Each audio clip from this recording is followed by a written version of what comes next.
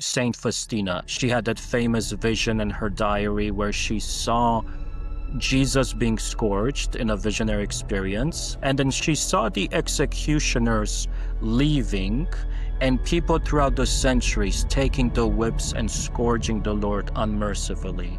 Priests, bishops, prominent lay people, and she was shocked. And then the Lord said to her, "This is how I suffer because of sins of the flesh."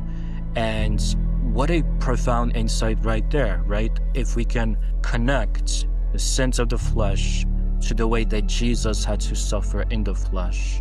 And I used the wisdom of another mystic who took it even deeper. Jesus said to her in his revelations that he had to suffer in ways that correspond to how we sin. So for example, sins of the flesh, he had to be scourged in the flesh. Sins of the mind, he had to wear the crown of thorns.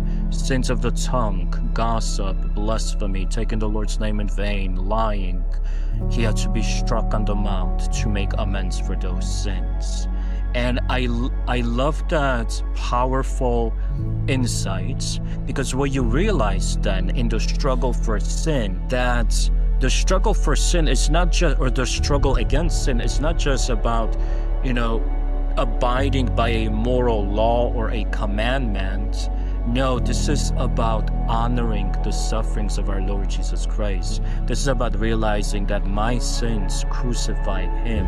And if I overcome temptation, if I fight against it, if I mortify my tongue instead of giving in, I am basically saying, Jesus, I no longer want to strike you. I no longer want to hurt you. My moral life becomes intimately connected with a honoring of the passion and his wounds and his scars, which I no longer want to partake in, but I want to make reparation.